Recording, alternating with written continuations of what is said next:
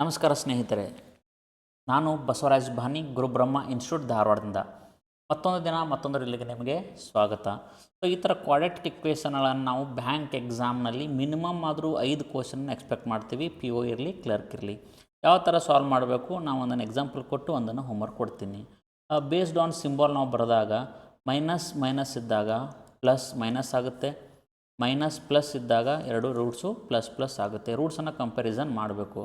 ಅದಾದಮೇಲೆ 40ಯನ್ನು ಸ್ಪ್ಲಿಟ್ ಮಾಡಬೇಕು. ಯಾವ ಥರ ಅಂತಂದರೆ ಕೂಡಿಸಿದ್ರೆ ಕಳೆದ್ರೆ 3 ಆಗಬೇಕು. ಯಾವ್ದು ಬರುತ್ತೆ?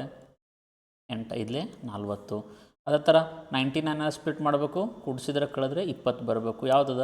11 9 99. ಇವಾಗ ಕಂಪೇರ್ ಮಾಡಿ 8 ಮತ್ತು 11ಅನ್ನು ಕಂಪೇರ್ ಮಾಡಿದಾಗ 11 ಇಸ್ ಗ್ರೇಟರ್, -5 ಮತ್ತು 11 ಕಂಪೇರ್ ಮಾಡಿದಾಗ 11 ಇಸ್ ಗ್ರೇಟರ್, ಮತ್ತು 8 ಮತ್ತು 9 ಕಂಪೇರ್ ಮಾಡಿದಾಗ 9 ಗ್ರೇಟರ್, -5 ಮತ್ತು 9 ಕಂಪೇರ್ ಮಾಡಿದಾಗ ಇವನು ಗ್ರೇಟರ್ ಆಗ್ತಾನೆ. ಅಂದರೆ ಇದು y ರೂಟ್ಸು, ಇದು x ರೂಟ್ ಇದ್ದಾಗ y is greater than x. Option C is a right answer. ನಿಮಗೇನಾದರೂ ಕ್ವಾಡ್ರಾಟಿಕ್ ಇಕ್ವೇಷನ್ ಮೇಲೆ ಮಾಹಿತಿ ಇದ್ದರೆ ಈ ಕ್ವಶನ್ಗೆ ಆನ್ಸರನ್ನು ಕಮೆಂಟ್ ಮಾಡಿ. Thank you.